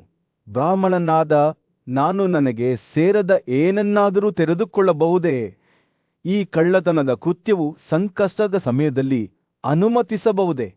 ಅವನು ಮೊದಲು ಕೀಳುಮಟ್ಟದ ವ್ಯಕ್ತಿಯಿಂದ, ನಂತರ ಸಮಾನ ಮತ್ತು ಅಂತಿಮವಾಗಿ ಶ್ರೇಷ್ಠ ಮತ್ತು ನೀತಿವಂತ ವ್ಯಕ್ತಿಯಿಂದಲೂ ಕದಿಯುವ ಬಗ್ಗೆ ಯೋಚಿಸಿದನು. ತನ್ನ ಪ್ರಾಣವು ಕ್ಷೀಣಿಸುತ್ತಿದ್ದಂತೆ ತಾನು ಮಾಂಸವನ್ನು ಕದಿಯಬೇಕೆಂದು ವಿಶ್ವಾಮಿತ್ರನು ನಿರ್ಧರಿಸಿದನು. ಅಂತಹ ಕಳ್ಳತನದಲ್ಲಿ ನನಗೆ ಯಾವುದೇ ದೋಷ ಕಾಣುತ್ತಿಲ್ಲ ಎಂದು ತನ್ನಷ್ಟಕ್ಕೆ ತಾನೇ ಹೇಳಿಕೊಂಡನು. ನಾನು ಈ ನಾಯಿಯ ಮಾಂಸವನ್ನು ಕೊಳ್ಳೆ ಹೊಡೆಯುತ್ತೇನೆ. ಈ ನಿರ್ಣಯವನ್ನು ರೂಪಿಸಿದ ನಂತರ ಆ ಮಹಾನ್ ಋಷಿಯು ಆ ಸ್ಥಳದಲ್ಲಿ ಮಲಗಿದನು. ಸೂರ್ಯನು ಹಸ್ತಿನಾಪುರ ರಾಜ್ಯದ ಮೇಲೆ ಮುಳುಗುತ್ತಿದ್ದನು. ಗಲಭೆಯ ಬೀದಿಗಳಲ್ಲಿ ಬೆಚ್ಚಗಿನ ಕಿತ್ತಳೆ ಬಣ್ಣದ ಹೊಳಪನ್ನು ಬೀರುತ್ತಿತ್ತು. ಪಾಂಡವ ಸಹೋದರರಲ್ಲಿ ಹಿರಿಯನಾದ ಯುಧಿಷ್ಠಿರನು ಆಳವಾದ ಚಿಂತನೆಯಲ್ಲಿ ಅವನ ಸಿಂಹಾಸನದ ಮೇಲೆ ಕುಳಿತಿದ್ದನು. ಅವನು ಕರ್ತವ್ಯ ಮತ್ತು ನೈತಿಕತೆಯ ಪರಿಕಲ್ಪನೆಯೊಂದಿಗೆ ಹೋರಾಡುತ್ತಿದ್ದನು ಮತ್ತು ಅವನು ತನ್ನ ಪೂಜ್ಯ ಅಜ್ಜ ಭೀಷ್ಮನ ಮಾರ್ಗದರ್ಶನವನ್ನು ಪಡೆದನು. ಅಜ್ಜ ಯುಧಿಷ್ಠಿರನು ಆತಂಕದಿಂದ ಕೂಗಿದ ತನ್ನ ಧ್ವನಿಯಲ್ಲಿ, ನೀವು ಹೇಳುತ್ತಿರುವುದು ನಿಜವಾಗಿದ್ದರೆ ನಾನು ನಷ್ಟದಲ್ಲಿದ್ದೇನೆ. ಹಾನಿ ಅಥವಾ ನೋವಿಗೆ ಕಾರಣವಾಗದ ಯಾವ ಕೃತ್ಯವನ್ನು ನಾನು ಮಾಡಬಲ್ಲೆ? ಕಳ್ಳರು ಮತ್ತು ದುಷ್ಕರ್ಮಿಗಳನ್ನು ಏಕೆ ಗೌರವಿಸಬೇಕು? ಆದರೆ ನೈತಿಕತೆಯನ್ನು ಎತ್ತಿ ಹಿಡಿಯುವವರನ್ನು ಅವಹೇಳನ ಮಾಡಬೇಕು. ಭೀಷ್ಮನು ಯುಧಿಷ್ಠಿರನ ಮಾತುಗಳನ್ನು ಗಮನದಿಂದ ಆಲಿಸಿದನು. ಅವನ ಕಣ್ಣುಗಳು ಬುದ್ಧಿವಂತಿಕೆಯಿಂದ ಮಿನುಗುತ್ತಿದ್ದವು. ಅವನು ಶಾಂತವಾದ ಅಳತೆಯ ಧ್ವನಿಯಲ್ಲಿ ಮಾತನಾಡಲು ಪ್ರಾರಂಭಿಸಿದನು. ನನ್ನ ಮಗನೇ, ನಾನು ಕೇವಲ ವೇದಗಳು ಅಥವಾ ಗ್ರಂಥಗಳ ಆಧಾರದ ಮೇಲೆ ನಿನಗೆ ಸೂಚನೆ ನೀಡುತ್ತಿಲ್ಲ. ನನ್ನ ಮಾತುಗಳು ಅನುಭವ ಮತ್ತು ತಿಳುವಳಿಕೆಯಿಂದ ಬರುತ್ತವೆ. ರಾಜನು ವಿವಿಧ ಮೂಲಗಳಿಂದ ಬುದ್ಧಿವಂತಿಕೆಯನ್ನು ಸಂಗ್ರಹಿಸಬೇಕು, ಏಕೆಂದರೆ ಏಕಪಕ್ಷೀಯ ನೈತಿಕತೆಯು ಎಂದಿಗೂ ನಿಜವಾದ ವಿಜಯಕ್ಕೆ ಕಾರಣವಾಗುವುದಿಲ್ಲ. ಒಬ್ಬ ರಾಜನು ತನ್ನ ಸ್ವಂತ ತಿಳುವಳಿಕೆಯಿಂದ ವಿವಿಧ ಮೂಲಗಳಿಂದ ಪಡೆದ ಜ್ಞಾನದಿಂದ ಮಾರ್ಗದರ್ಶನ ಪಡೆಯುವ ಮೂಲಕ ನೈತಿಕತೆಯ ಪಾಲನೆಗಾಗಿ ವ್ಯವಸ್ಥೆ ಮಾಡಬೇಕು. ರಾಜನ ಕರ್ತವ್ಯಗಳನ್ನು ಎಂದಿಗೂ ಏಕಮನಸ್ಸಿನ ನೈತಿಕತೆಯಿಂದ ಪಡೆದ ನಿಯಮಗಳಿಂದ ನಿರ್ವಹಿಸಲಾಗುವುದಿಲ್ಲ. ದುರ್ಬಲ ಮನಸ್ಸಿನ ರಾಜನು ತನ್ನ ಕರ್ತವ್ಯಗಳನ್ನು ನಿರ್ವಹಿಸುವಲ್ಲಿ ಎಂದಿಗೂ ಬುದ್ಧಿವಂತಿಕೆಯನ್ನು ಪ್ರದರ್ಶಿಸುವುದಿಲ್ಲ ಎಂದು ಭೀಷ್ಮನ ಮಾತುಗಳು ಪ್ರಾಮಾಣಿಕತೆಯಿಂದ ಸುರಿಯುತ್ತಿದ್ದ ಯುಧಿಷ್ಠಿರನು ಭೀಷ್ಮನ ಮಾತುಗಳನ್ನು ಶ್ರದ್ಧೆಯಿಂದ ಆಲಿಸಿದನು. ಅವನ ಮನಸ್ಸು ಪ್ರಶ್ನೆಗಳು ಮತ್ತು ಅನುಮಾನಗಳಿಂದ ಓಡುತ್ತಿತ್ತು. ಅವನು ಕೇಳಿದನು, ಯಾವುದೇ ಪರಿಸ್ಥಿತಿಯಲ್ಲಿಯೂ ಉಲ್ಲಂಘಿಸಬಾರದಂತಹ ಯಾವುದೇ ನಿಯಮವಿದೆಯೇ? ಭೀಷ್ಮನ ಅಭಿವ್ಯಕ್ತಿ ಗಂಭೀರವಾಯಿತು ಮತ್ತು ಅವನು ಉತ್ತರಿಸಿದನು, ಒಬ್ಬರು ಯಾವಾಗಲೂ ತಮ್ಮ ಕಲಿಕೆಗೆ, ಪೂಜ್ಯ ತಪಸ್ಸಿಗೆ ಸಮರ್ಪಿತರಾದ ಮತ್ತು ವೇದಗಳ ಆಜ್ಞೆಗಳಿಗೆ ಅನುಗುಣವಾದ ನಡವಳಿಕೆಯಿಂದ ಸಮೃದ್ಧವಾಗಿರುವ ಬ್ರಾಹ್ಮಣರನ್ನು ಪೂಜಿಸಬೇಕು. ಇದು ಉನ್ನತ ಮತ್ತು ಪವಿತ್ರ ಕರ್ತವ್ಯವಾಗಿದೆ. ನನ್ನ ಮಗು ಬ್ರಾಹ್ಮಣರ ಬಗೆಗಿನ ನಿಮ್ಮ ನಡವಳಿಕೆಯು ಯಾವಾಗಲೂ ನೀವು ದೇವರುಗಳ ಕಡೆಗೆ ಅನುಸರಿಸುವಂತೆಯೇ ಇರಲಿ. ಯುಧಿಷ್ಠಿರನು ಭೀಷ್ಮನ ಮಾತುಗಳನ್ನು ಕೇಳಿದಾಗ ಅವನ ಕಣ್ಣುಗಳು ಅಗಲವಾದವು. ಅನೇಕ ವರ್ಷಗಳ ಕಾಲ ಯುದ್ಧ ಮತ್ತು ಆಳ್ವಿಕೆಯಲ್ಲಿ ಕಳೆದ ತನ್ನ ಅಜ್ಜ ಅನುಭವದಿಂದ ಮಾತನಾಡುತ್ತಿದ್ದಾರೆಂದು ಆತನಿಗೆ ತಿಳಿದಿತು. ಭೀಷ್ಮನ ಮಾತುಗಳು ನೈತಿಕತೆ ಮತ್ತು ಕರ್ತವ್ಯದ ಸಂಕೀರ್ಣತೆಗಳ ಬಗ್ಗೆ ಆಳವಾದ ತಿಳುವಳಿಕೆಯನ್ನು ಹೊಂದಿದ್ದವು. ಸೂರ್ಯನು ದಿಗಂತದ ಕೆಳಗೆ ಮುಳುಗಿದಾಗ ಯುಧಿಷ್ಠಿರನು ತನ್ನ ಮೇಲೆ ಸ್ಪಷ್ಟತೆಯ ಭಾವವನ್ನು ಅನುಭವಿಸಿದನು. ನಿಜವಾದ ಬುದ್ಧಿವಂತಿಕೆಯು ನಿಯಮಗಳನ್ನು ಅಥವಾ ಧರ್ಮಗ್ರಂಥಗಳನ್ನು ಕುರುಡಾಗಿ ಅನುಸರಿಸುವುದರಿಂದ ಬರುವುದಿಲ್ಲ, ಆದರೆ ಸರಿ ಮತ್ತು ತಪ್ಪುಗಳ ಸೂಕ್ಷ್ಮ ವ್ಯತ್ಯಾಸಗಳನ್ನು ಅರ್ಥ ಮಾಡಿಕೊಳ್ಳುವುದರಿಂದ ಬರುತ್ತದೆ ಎಂದು ಅವನು ಅರಿತುಕೊಂಡನು. ತನ್ನ ಅಜ್ಜನ ಮಾತುಗಳಿಂದ ತಾನು ಕಲಿಯಬೇಕಾದದ್ದು ಬಹಳಷ್ಟಿದೆ ಎಂದು ಅವನಿಗೆ ತಿಳಿದಿತ್ತು ಮತ್ತು ಮಾರ್ಗದರ್ಶನಕ್ಕಾಗಿ ಅವನು ಕೃತಜ್ಞನಾಗಿದ್ದನು. ಯುಧಿಷ್ಠಿರನನ್ನು ನೋಡುತ್ತಿರುವಾಗ ಭೀಷ್ಮನ ಕಣ್ಣುಗಳು ಗುಪ್ತತೆಯಿಂದ ಹೊಳೆಯುತ್ತಿದ್ದವು. ನನ್ನ ಮಗನೇ, ಅವನು ಹೇಳಿದ, ನಿನ್ನನ್ನು ಭಯಂಕರ ಕಾರ್ಯಗಳ ಸಾಧನೆಗಾಗಿ ಸೃಷ್ಟಿಸಲಾಗಿದೆ. ನೋಡು, ನಾನು ನನ್ನ ಕರ್ತವ್ಯಗಳನ್ನು ಅನುಸರಿಸುವ ಮೂಲಕ ಅಸಂಖ್ಯಾತ ಕ್ಷತ್ರಿಯರನ್ನು ಹೇಗೆ ಸ್ವರ್ಗಕ್ಕೆ ಕಳುಹಿಸಿದ್ದೇನೆ. ಗಂಭೀರವಾದ ಮಾತುಕತೆಯ ನಡುವೆಯೇ ಬುದ್ಧಿವಂತ ಮತ್ತು ನ್ಯಾಯಯುತ ರಾಜ ಯುಧಿಷ್ಠಿರನು ತನ್ನ ಪೂಜ್ಯ ಮೊಮ್ಮಗನಾದ ಭೀಷ್ಮನ ಕಡೆಗೆ ತಿರುಗಿ ಅಗತ್ಯವಿರುವವರನ್ನು ರಕ್ಷಿಸುವ ಗುಣಗಳ ಬಗ್ಗೆ ಮಾರ್ಗದರ್ಶನವನ್ನು ಕೇಳಿದನು. ಓ ಅಜ್ಜಿ, ನನಗೆ ತಿಳಿಸಿ, ಅವನು ಕೇಳಿದನು. ಪ್ರಾರ್ಥನೆಗೆ ಆಶ್ರಯ ನೀಡುವವನಿಗೆ ಏನು ಪ್ರತಿಫಲ? ಭೀಷ್ಮನ ಕಣ್ಣುಗಳು ಬುದ್ಧಿವಂತಿಕೆಯಿಂದ ಹೊಳೆಯುತ್ತಾ ಉತ್ತರಿಸಿದವು. ಅಯ್ಯೋ, ಮಹಾರಾಜನೇ, ರಕ್ಷಣೆಯನ್ನು ಬಯಸುವವರನ್ನು ಗೌರವಿಸುವುದು ಅತ್ಯುನ್ನತ ಶ್ರೇಣಿಯ ಸದ್ಗುಣವಾಗಿದೆ. ಪ್ರಾಚೀನ ವಾಸರಾದ ಸಿವಿ ಮತ್ತು ಇತರರು ಪೂರ್ವಕರಿಗೆ ತಮ್ಮ ದಯೆಯನ್ನು ವಿಸ್ತರಿಸುವ ಮೂಲಕ ಸ್ವರ್ಗದಲ್ಲಿ ದೊಡ್ಡ ಆನಂದವನ್ನು ಸಾಧಿಸಿದರು. ಪುರಾತನ ಕಾಲದಿಂದ ಒಂದು ಕಥೆಯನ್ನು ನಾನು ನೆನಪಿಸಿಕೊಳ್ಳುತ್ತೇನೆ. ಅಲ್ಲಿ ಪಾರಿವಾಳವು ಅತ್ಯಂತ ಗೌರವದಿಂದ ಶತ್ರುವನ್ನು ತನ್ನ ಅತಿಥಿಯಾಗಿ ತೆಗೆದುಕೊಂಡಿತು. ಅವನನ್ನು ಪೋಷಿಸಲು ತನ್ನ ಮಾಂಸವನ್ನು ಸಹ ಹಂಚಿಕೊಂಡಿತ್ತು. ಯುಧಿಷ್ಠಿರನ ಕುತೂಹಲವು ಹೆಚ್ಚಾಯಿತು ಮತ್ತು ಆತ ಪಾರಿವಾಳದ ಕಥೆಯನ್ನು ವಿವರಿಸಲು ಭೀಷ್ಮನನ್ನು ಕೇಳಿಕೊಂಡನು.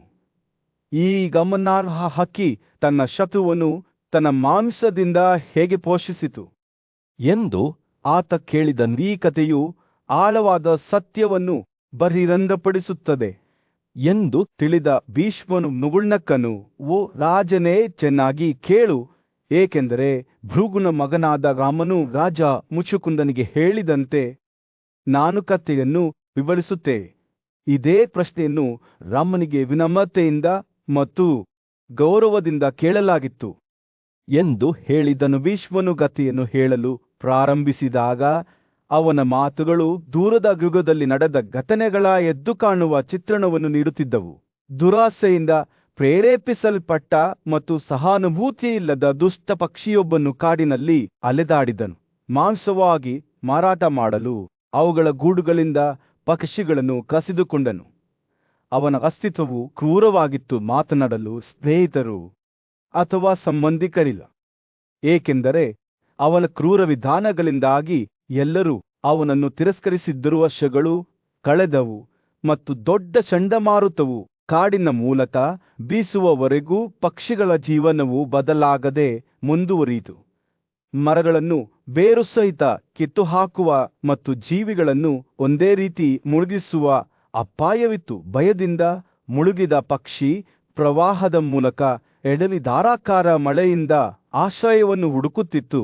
ಅವನ ಇಂದ್ರಿಯಗಳು ಮಂದವಾಗಿದ್ದವು.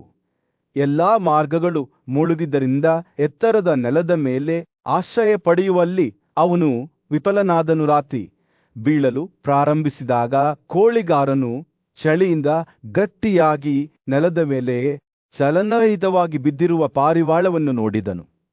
ಹಿಂಜರಿಕೆಯಿಲ್ಲದೆ ಅವನು ಅವಳನ್ನು ಎತ್ತಿಕೊಂಡು ಪಂಜರದಲ್ಲಿ ಬಂಧಿಸಿದನು. ತನ್ನ ಪೀಡಿತ ಜೀವಿಗಳ ಪಟ್ಟಿಗೆ ಇನ್ನೊಬ್ಬ ಬಲಿಪಶುವನ್ನು ಸೇರಿಸಿದನು. ದುರಾದೃಷ್ಟದ ಮನುಷ್ಯನ ಕ್ರಿಯೆಗಳು ಇತರರ ಬಗ್ಗೆ ಯಾವುದೇ ಪರಿಗಣನೆಯ ಬದಲು ಅಧ್ಯಾಸದಿಂದ ಮಾತ್ರ ನಿರ್ದೇಶಿಸಲ್ಪಟ್ಟವು. ಚಂಡಮಾರುತವು ಕಡಿಮೆಯಾಗುತ್ತಿದ್ದಂತೆ ಆಕಾಶವು ತೆರವುಗೊಂಡಿತು. ವೆಲ್ವೆಟ್ ವಿಶಾಲದಲ್ಲಿ ವಜ್ರಗಳಂತೆ ಮಿನುಗುವ ನಕ್ಷತ್ರಗಳ ಆಕಾಶದ ಪ್ರದರ್ಶನವನ್ನು ಬಹಿರಂಗಪಡಿಸಿತು. ಕೋಳಿ ಇನ್ನೂ ಶೀತ ಮತ್ತು ಭಯದಿಂದ ನಡುಗುತ್ತಿತ್ತು. ಈ ಉಸಿರುಗಟ್ಟಿಸುವ ದೃಶ್ಯವನ್ನು ನೋಡಿತು ಮತ್ತು ಆಶ್ರಯ ನೀಡುವ ಮರದ ಕಡೆಗೆ ಚಲಿಸಲು ಪ್ರಾರಂಭಿಸಿತು. ಅದರ ಕೊಂಬೆಗಳು ಗಾಳಿಯಲ್ಲಿ ನಿಧಾನವಾಗಿ ತೂಗಾಡುತ್ತಿದ್ದವು. ಮರದ ಭವ್ಯವಾದ ಮೇಲಾವರಣದ ಕೆಳಗೆ ಪಕ್ಷಿ ತನ್ನ ಅಗ್ನಿ ಪರೀಕ್ಷೆಯಿಂದ ದಣಿದು ಕಲ್ಲಿನ ಮೇಲೆ ತಲೆ ಇಟ್ಟುಕೊಂಡು ಎಲೆಗಳ ಹಾಸಿಗೆಯ ಮೇಲೆ ಕುಸಿದು ಬಿದ್ದಿತ್ತು. ಆತ ಸಂಕಟದಿಂದ ಬಳಲುತ್ತಿದ್ದರು. ಒಂದು ಭವ್ಯವಾದ ಮರದ ಹೃದಯ ಭಾಗದಲ್ಲಿ ಪಾರಿವಾಳದ ಗೂಡು ಒಂದು ನಿಷ್ಠಾವಂತ ಕುಟುಂಬದ ನೆಲೆಯಾಗಿತ್ತು. ಈ ಗರಿಗಳುಳ್ಳ ಮನೆಯ ಮುಖ್ಯಸ್ಥ ತನ್ನ ಸುಂದರವಾದ ಗರಿಗಳೊಂದಿಗೆ ಅನೇಕ ವರ್ಷಗಳಿಂದ ತನ್ನ ಪ್ರೀತಿಯ ಹೆಂಡತಿಯೊಂದಿಗೆ ವಾಸಿಸುತ್ತಿದ್ದನು. ಆದರೆ ಈ ನಿರ್ದಿಷ್ಟ ಬೆಳಿಗ್ಗೆ ಅವಳು ಆಹಾರವನ್ನು ಹುಡುಕಿಕೊಂಡು ಹೊರಟಿದ್ದಳು ಮತ್ತು ರಾತ್ರಿಯ ಹೊತ್ತಿಗೆ ಮರಳಲು ವಿಫಲಳಾಗಿದ್ದಳು. ಕತ್ತಲು ಕೂಡಿ ಬಂದಾಗ ಆತಂಕಗೊಂಡ ಪಕ್ಷಿಯು ತನ್ನ ಅನುಪಸ್ಥಿತಿಯ ಬಗ್ಗೆ ಆಳಲು ಪ್ರಾರಂಭಿಸಿತು. ಓ, ಚಂಡಮಾರುತವು ದೊಡ್ಡದಾಗಿದೆ ಮತ್ತು ಇಂದು ಬಂದ ಶವರ್ನೋವುಂಟು ಮಾಡುತ್ತದೆ. ಅವನು ಕೂಗಿದನು. ಅವನ ಧ್ವನಿಯು ಚಿಂತೆಯಿಂದ ನಡುಗುತ್ತಿತ್ತು. ಅಯ್ಯೋ, ನೀನು ಇನ್ನೂ ಹಿಂತಿರುಗಿಲ್ಲ, ಓ ಪ್ರಿಯ ಹೆಂಡತಿ. ಅಯ್ಯೋ ನನಗೆ, ಅಯ್ಯೋ, ಅವಳು ಇನ್ನೂ ನಮ್ಮ ಬಳಿಗೆ ಹಿಂತಿರುಗದಿರುವುದಕ್ಕೆ ಕಾರಣವೇನು? ಅವನು ಅವರ ಖಾಲಿ ಗೂಡಿನ ಸುತ್ತಲೂ ಓಡಿದನು.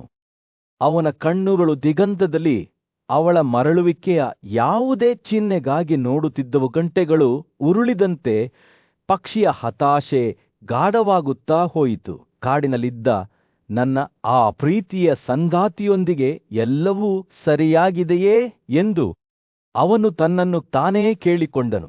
ಅವನ ಮನಸ್ಸು ಕೆಟ್ಟ ಸನ್ನಿವೇಶಗಳೊಂದಿಗೆ ಓಡುತ್ತಿತ್ತು. ಅವನ ಹೆಂಡತಿಯಿಲ್ಲದೆ ಗೂಡು ನಿರ್ಜನ ಮತ್ತು ಖಾಲಿಯಾಗಿತ್ತು.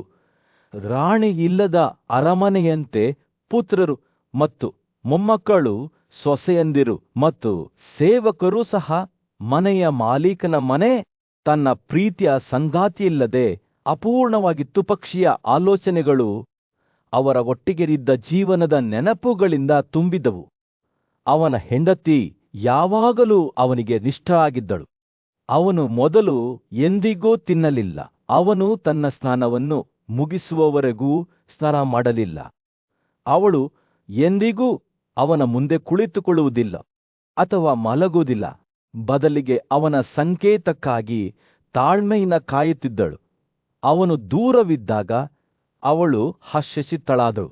ಮತ್ತು ಅವನು ಕೋಪಗೊಂಡಾಗ ಅವನನ್ನು ಶಾಂತಗೊಳಿಸಲು ಅವಳು ಸಿಹಿಯಾಗಿ ಮಾತನಾಡುತ್ತಿದ್ದಳು. ರಾತ್ರಿ ಕಳೆದಂತೆ ತನ್ನ ಹೆಂಡತಿಯ ಬಗೆಗಿನ ಪಕ್ಷಿಯ ಹಂಬಲವು ಅಸಹನೀಯವಾಗುತ್ತಾ ಹೋಯಿತು. ಅವರು ಒಂದು ದೊಡ್ಡ ಅರಮನೆಯಲ್ಲಿ ವಾಸಿಸುತ್ತಿದ್ದರೂ ಅವಳು ಅವನ ಪಕ್ಕದಲ್ಲಿ ಇಲ್ಲದಿದ್ದರೆ ಅದು ನಿರ್ಜನವಾದ ಅರಣ್ಯವಲ್ಲದೆ ಬೇರೇನೂ ಆಗುವುದಿಲ್ಲ ಎಂದು ಅವನಿಗೆ ತಿಳಿದಿತ್ತು. ಅವನ ಹೆಂಡತಿ ಕೇವಲ ಒಬ್ಬ ಒಡನಾಡಿಗಿಂತ ಹೆಚ್ಚಾಗಿತ್ತು. ಜೀವನದ ಎಲ್ಲ ಅಂಶಗಳಲ್ಲಿ ಅವಳು ಅವನ ವಿಶ್ವಾಸಾರ್ಹ ಮಿತ್ರಳಾಗಿದ್ದಳು. ಸದ್ಗುಣ, ಲಾಭ ಮತ್ತು ಸಂತೋಷ ಅವಳು ಅವನಿಗೆ ಹೊಂದಬಹುದಾದ ಅತ್ಯಂತ ಶ್ರೀಮಂತ ಆಸ್ತಿಯಾಗಿದ್ದಳು. ಅನಾರೋಗ್ಯ ಮತ್ತು ದುಃಖಕ್ಕೆ ಅತ್ಯುತ್ತಮ ಔಷಧಿಯಾಗಿದ್ದಳು ಮತ್ತು ಅವನಿಗೆ ಅಗತ್ಯವಿರುವ ಏಕೈಕ ನಿಜವಾದ ಸ್ನೇಹಿತೆಪಕ್ಷಿಯ ವಿಲಾಪಗಳು ಮರದಲ್ಲಿ ಪ್ರತಿಧ್ವನಿಸುತ್ತಿದ್ದವು. ಇದು ಗಂಡ ಮತ್ತು ಹೆಂಡತಿಯ ನಡುವಿನ ಆಳವಾದ ಬಂಧವನ್ನು ನೆನಪಿಸುತ್ತದೆ. ಅವನ ಸಂಗಾತಿಯಿಲ್ಲದೆ ಅತ್ಯಂತ ಭವ್ಯವಾದ ಮನೆಯೂ ಸಹ ಶೂನ್ಯವಾಯಿತು. ಆದ್ದರಿಂದ ಮುಂಜಾನೆಯ ಮೊದಲ ಬೆಳಕು ದಿಗಂತವನ್ನು ಮುರಿಯುತ್ತಿದ್ದಂತೆ ಹಕ್ಕಿ ತನ್ನ ಪ್ರೀತಿಯ ಹೆಂಡತಿಯ ಮರಳುವಿಕೆಗಾಗಿ ಕಾಯುತ್ತಲೇ ಇತ್ತು. ಅವನ ಹೃದಯವು ಭರವಸೆ ಮತ್ತು ಹಾತೊರೆಯುವಿಕೆಯಿಂದ ತುಂಬಿತ್ತು. ಬುದ್ಧಿವಂತ ಋಷಿಯಾದ ಭೀಷ್ಮನು ಈ ಕಥೆಯನ್ನು ಕೇಳಿದಾಗ ಆತ ತಿಳುವಳಿಕೆಯಿಂದ ತಲೆಯಾಡಿಸಿದನು. ಹೆಂಡತಿಯಿಲ್ಲದ ಮನೆ ನಿಜಕ್ಕೂ ಅರಣ್ಯದಂತಿದೆ ಎಂದು ಆತ ಹೇಳಿದ. ಆತನ ಕಣ್ಣುಗಳು ಬುದ್ಧಿವಂತಿಕೆಯಿಂದ ಮಿನುಗುತ್ತಿದ್ದವು. ದಟ್ಟವಾದ ಕಾಡಿನಲ್ಲಿ ಬೆಳಗಿನ ಹೊಳೆಯುವ ಛಾಯೆಗಳ ನಡುವೆ ಭೀಷ್ಮನು ಚಿಂತನಶೀಲ ಮೌನದಲ್ಲಿ ಕುಳಿತಿದ್ದನು.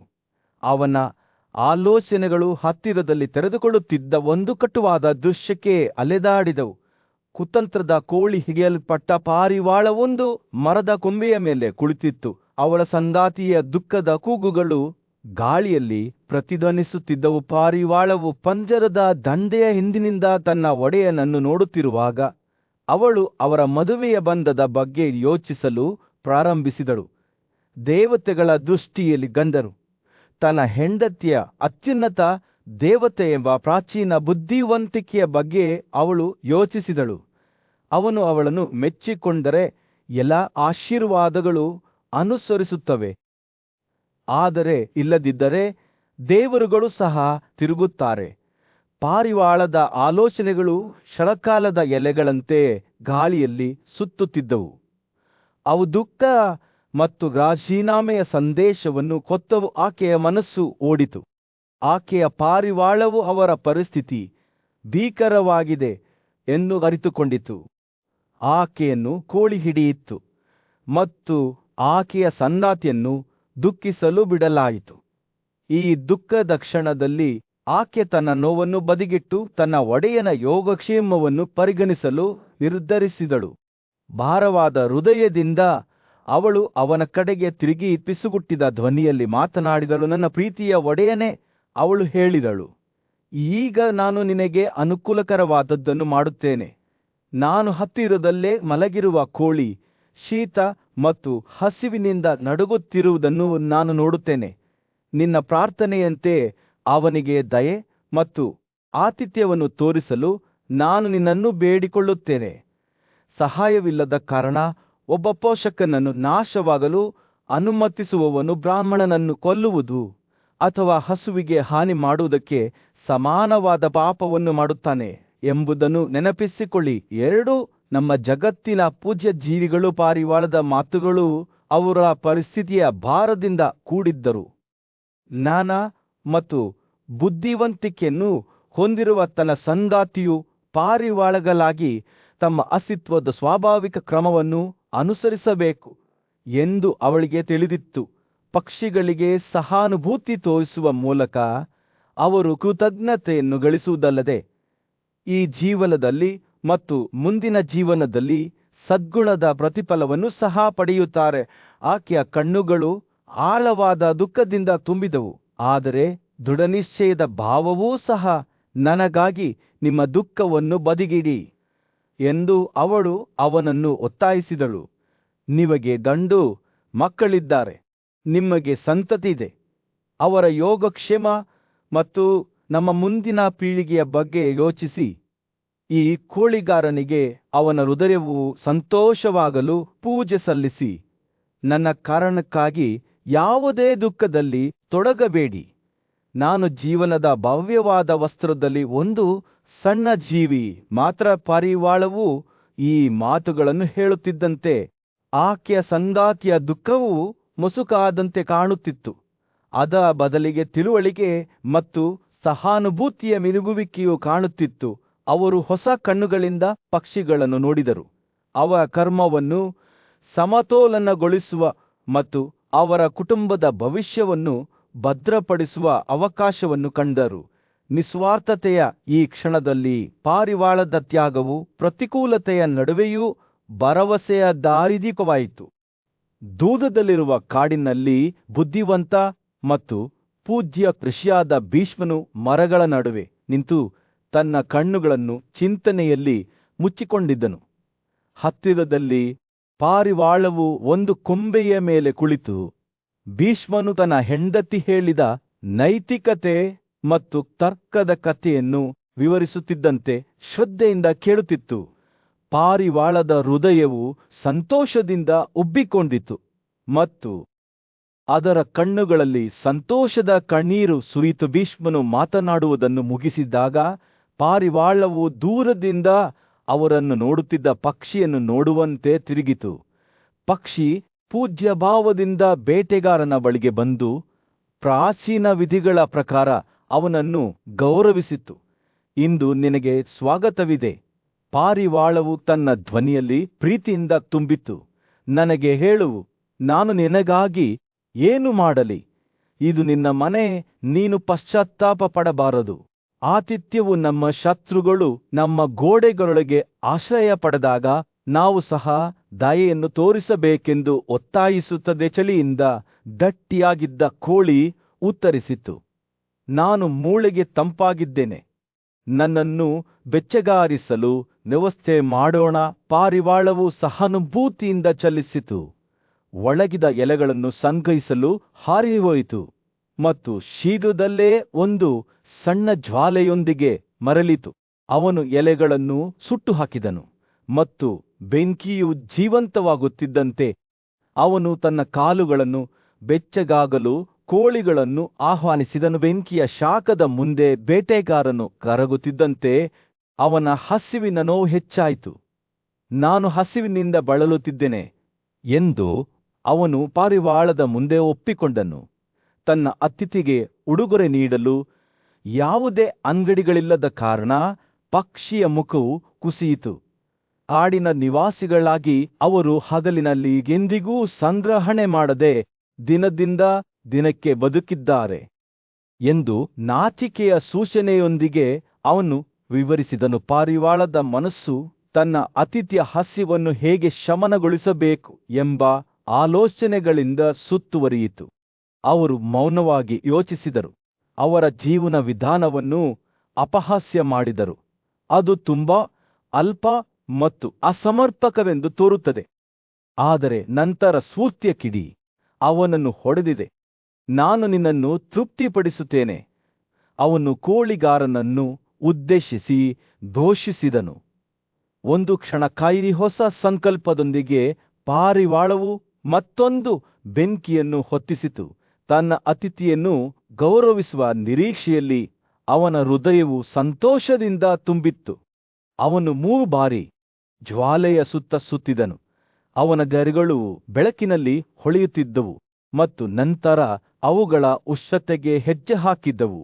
ಹಕ್ಕಿ ಬೆಂಕಿಯ ಸೌಮ್ಯ ಶಾಖಕ್ಕೆ ಶರಣಾಗುವುದನ್ನು ಪಕ್ಷಿ ವಿಸ್ಮಯದಿಂದ ನೋಡಿತು. ಪಾರಿವಾಳದ ನಿಸ್ವಾರ್ಥ ಕೃತ್ಯವನ್ನು ನೋಡಿದ ಬೇಟೆಗಾರನ ಕಣ್ಣುಗಳು ಅಗಲವಾದವು. ನಾನು ಏನು ಮಾಡಿದ್ದೇನೆ? ಅವನು ತನ್ನನ್ನು ತಾನೇ ಕೇಳಿಕೊಂಡನು. ಕತ್ತಲೆಯ ನೆರಳಿನಂತೆ ತನ್ನ ಮೇಲೆ ಭಯಭೀತರಾಗಿ ಹರಿದನು.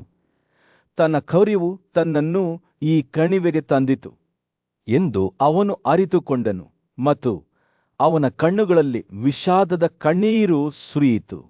ಹಕ್ಕಿ ಬೆಂಕಿಯ ಜ್ವಾಲೆಗಳಲ್ಲಿ ಕಣ್ಮರೆಯಾಗುತ್ತಿದ್ದಂತೆ ಕೋಳಿ ತನ್ನದೇ ಆದ ಕ್ರಿಯೆಗಳನ್ನು ಅಳಲು ಪ್ರಾರಂಭಿಸಿತು.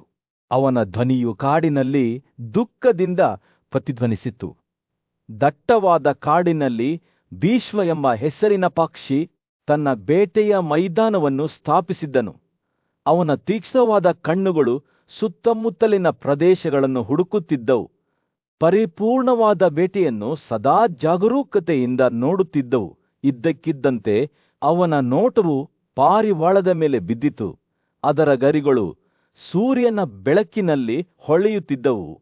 ಹತ್ತಿರದಲ್ಲಿ ಅಡಗಿರುವ ಅಪಾಯದ ಬಗ್ಗೆ ತಿಳಿದಿಲ್ಲವೆಂದು ತೋರುತ್ತದೆ. ಭೀಷ್ಮನ ಅಂತರ್ಪ್ರಜ್ಞೆಯು ತನ್ನನ್ನು ಸ್ವಾಧೀನಪಡಿಸಿಕೊಂಡಿತು ಮತ್ತು ತ್ವರಿತ ನಿಖರತೆಯೊಂದಿಗೆ ಆತ ತನ್ನ ಬಲೆಯನ್ನು ಗಾಳಿಯಲ್ಲಿ ಹಾರಿಸಿ ಸಂದೇಹವಿಲ್ಲದ ಪಕ್ಷಿಯನ್ನು ಬಲೆಗೆ ಬೀಳಿಸಿದನು. ಪಾರಿವಾಳವು ತನ್ನನ್ನು ತಾನು ಮುಕ್ತಗೊಳಿಸಲು ಹೆಣಗಾಡಿತು. ಆದರೆ ಭೀಷ್ಮನ ಹಿಡಿತವು ದೃಢವಾಗಿತ್ತು. ಆತನು ಹೆಣಗಾಡುತ್ತಿರುವ ಪ್ರಾಣಿಯನ್ನು ತನ್ನ ಹಿಡಿತದಲ್ಲಿಟ್ಟುಕೊಂಡಾಗ ಅವನೊಳಗೆ ಸಹಾನುಭೂತಿಯ ಕಿಡಿ ಮಿನುಗಿತು. ಆತ ಪಾರಿವಾಳದ ಕಣ್ಣುಗಳನ್ನು ಆಳವಾಗಿ ನೋಡಿದನು ಮತ್ತು ಅಲ್ಲಿ ಅವನಿಗೆ ವಿರಾಮ ನೀಡಿದ ಏನನ್ನಾದರೂ ನೋಡಿದನು. ಪಾರಿವಾಳವು ತನ್ನ ಕಾಲುಗಳ ಮೇಲೆ ಅಸಹಾಯಕವಾಗಿ ಬಿದ್ದಿರುವಾಗ ಅದರ ಸೌಮ್ಯವಾದ ಕೂಗು ಗಾಳಿಯನ್ನು ತುಂಬಿತು. ಪಶ್ಚಾತ್ತಾಪದ ನೋವಿನಿಂದ ಭೀಷ್ಮನ ಹೃದಯವನ್ನು ಚುಚ್ಚಿತು ಮತ್ತು ಅವನು ತನ್ನ ಮೇಲೆ ಸ್ವಯಂತ ದ್ವೇಷದ ಆಲೆಯನ್ನು ಅನುಭವಿಸಿದನು. ಅಯ್ಯೋ, ನಾನು ಕ್ರೂರ ಮತ್ತು ಬುದ್ಧಿಹೀನನಾಗಿದ್ದೇನೆ. ಅವನು ತನ್ನಷ್ಟಕ್ಕೆ ತಾನೇ, ನಾನು ಏನು ಮಾಡಿದ್ದೇನೆ? ನಾನು ಖಂಡಿತವಾಗಿಯೂ ನೀಚನಾಗಿದ್ದೇನೆ. ತನ್ನ ಕೃತ್ಯಗಳಿಗಾಗಿ ತನ್ನನ್ನು ತಾನೇ ದೂಷಿಸಿಕೊಳ್ಳಲು ಪ್ರಾರಂಭಿಸಿದಾಗ ಪದಗಳು ಪ್ರವಾಹದಲ್ಲಿ ಉರುಳಿಬಿದ್ದವು. ಭೀಷ್ಮನ ಆಲೋಚನೆಗಳು ಒಳಮುಖವಾಗಿ ತಿರುಗಿದವು ಮತ್ತು ಅವನು ಸ್ವಯಂದ ನಿಂದೆಯ ಸಮುದ್ರದಲ್ಲಿ ಕಳೆದು ಹೋದನು. ನಾನು ಮನ್ನಣೆಗೆ ಅನರ್ಹನಾಗಿದ್ದೇನೆ ಎಂದು ಅವನು ವಿಷಾದಿಸಿದನು. ನನ್ನ ತಿಳುವಳಿಕೆಯು ದುಷ್ಟವಾಗಿದೆ. ನನ್ನ ಸಂಕಲ್ಪಗಳಲ್ಲಿ ನಾನು ಎಂದೆಂದಿಗೂ ಪಾಪಿಯಾಗಿದ್ದೇನೆ. ತನ್ನ ವೃತ್ತಿಗಾಗಿ ತನ್ನನ್ನು ತಾನು ಖಂಡಿಸಿಕೊಳ್ಳುತ್ತಿದ್ದಂತೆ ಕೋಳಿಗಾರನ ಮಾತುಗಳು ಹೆಚ್ಚು ತೀವ್ರವಾದವು. ಎಲ್ಲಾ ರೀತಿಯ ಗೌರವಾನ್ವಿತ ಉದ್ಯೋಗವನ್ನು ತ್ಯಜಿಸಿ, ನಾನು ಕೋಳಿಗಾರನಾಗಿದ್ದೇನೆ, ನಾನು ಕ್ರೂರ ದುಷ್ಟನಾಗಿದ್ದೇನೆ. ಅವನು ತನ್ನ ಅಪರಾಧದ ಭಾರವನ್ನು ಸ್ವೀಕರಿಸಿದಂತೆ ತನ್ನ ಕೈಗಳನ್ನು ಅಗಲವಾಗಿ ಎಸೆದನು. ಒಂದು ಸ್ಪಷ್ಟತೆಯ ಕ್ಷಣದಲ್ಲಿ ಭೀಷ್ಮನು ಪಾರಿವಾಳದ ಯಜ್ಞವನ್ನು ಹೊಸ ಬೆಳಕಿನಲ್ಲಿ ನೋಡಿದನು. ಹಕ್ಕಿ ತನ್ನ ಪ್ರಾಣವನ್ನು ನೀಗಿ ಅವನಿಗೆ ಒಂದು ಅಮೂಲ್ಯವಾದ ಪಾಠವನ್ನು ಕಲಿಸಿತು. ಎಲ್ಲಾ ಜೀವಿಗಳ ಬಗೆಗಿನ ಕರ್ತವ್ಯ ಮತ್ತು ಸಹಾನುಭೂತಿಯ ಪ್ರಾಮುಖ್ಯತೆ. ಕೋಳಿಗಾರನೊಳಗೆ ಒಂದು ಸಂಕಲ್ಪದ ಭಾವವು ಹಿಡಿದಿತ್ತು ಮತ್ತು ಅವನು ತನ್ನ ಮಾರ್ಗಗಳನ್ನು ಬದಲಾಯಿಸುವ ಪ್ರತಿಜ್ಞೆ ಮಾಡಿದನು. ಈ ದಿನದಿಂದ ನನ್ನ ದೇಹಕ್ಕೆ ಎಲ್ಲಾ ಸೌಕರ್ಯಗಳನ್ನು ನಿರಾಕರಿಸುತ್ತಾ ಬೇಸಿಗೆಯಲ್ಲಿ ನಾನು ಅದನ್ನು ಆಳವಿಲ್ಲದ ತೊಟ್ಟಿಯಂತೆ ಧರಿಸುತ್ತೇನೆ ಎಂದು ಅವನು ಘೋಷಿಸಿದನು. ಭೀಷ್ಮನ ಮಾತುಗಳು ತನಗೆ ತಾನೇ ಒಂದು ವಾಗ್ದಾನವಾಗಿ ತನ್ನ ಹಿಂಸೆ ಮತ್ತು ದುರಾಸೆಯ ಹಿಂದಿನ ಜೀವನವನ್ನು ತ್ಯಜಿಸುವ ಪ್ರತಿಜ್ಞೆಯಾಗಿ ಮಾರ್ಪಟ್ಟವು. ತನಗಾಗಿ ತನ್ನ ಪ್ರಾಣವನ್ನು ಕೊಟ್ಟ ನಿಸ್ವಾರ್ಥ ಪಾರಿವಾಳದಂತೆಯೇ ಅವನು ಇನ್ನು ಮುಂದೆ ನೀತಿಯನ್ನು ಆಚರಿಸುತ್ತಾನೆ. ತನ್ನ ಬೇಟೆಯ ಸಾಧನಗಳಾದ ಕೋಲು, ಕಬ್ಬಿಣದ ಕೋಲು, ಬಲೆಗಳು ಮತ್ತು ಪಂಜರವನ್ನು ಬದಿಗಿಟ್ಟು ತಾನು ಬಂಧಿಸಿದ್ದ ಪಾರಿವಾಳವನ್ನು ಬಿಡುಗಡೆ ಮಾಡುವಾಗ ಕೋಳಿಗಾರನ ಹೃದಯವು ದೃಢ ನಿಶ್ಚಯದಿಂದ ಉಬ್ಬಿಕೊಂಡಿತು. ಅವನು ತನ್ನ ಹಿಂದಿನ ಜೀವನದಿಂದ ಹೊರನಡೆದಾಗ ಭೀಷ್ಮನಲ್ಲಿ ವಿಮೋಚನೆಯ ಭಾವವು ತನ್ನನ್ನು ಆವರಿಸಿ ಬಿಟ್ಟಿದೆ ಎಂದು ಭಾವಿಸಿದನು. ಅವನು ಅತ್ಯಂತ ಕಠಿಣವಾದ ಪ್ರತಿಜ್ಞೆಗಳನ್ನು ಆಚರಿಸುತ್ತಾನೆ, ತಪಸ್ಸನ್ನು ಅಭ್ಯಾಸ ಮಾಡುತ್ತಾನೆ. ಅದು ಅವನನ್ನು ಕ್ಷೀಣತೆಗೆ ತಗ್ಗಿಸುತ್ತದೆ. ಆದರೂ ಹಸಿವು, ಬಾಯಾರಿಕೆ ಮತ್ತು ಕಷ್ಟಗಳನ್ನು ಸಹಿಸಿಕೊಳ್ಳುವ ಸಾಮರ್ಥ್ಯವನ್ನು ಹೊಂದಿರುತ್ತಾನೆ. ಜಗತ್ತು ಹೊಸ ಭೀಷ್ಮನನ್ನು ನೋಡುತ್ತದೆ.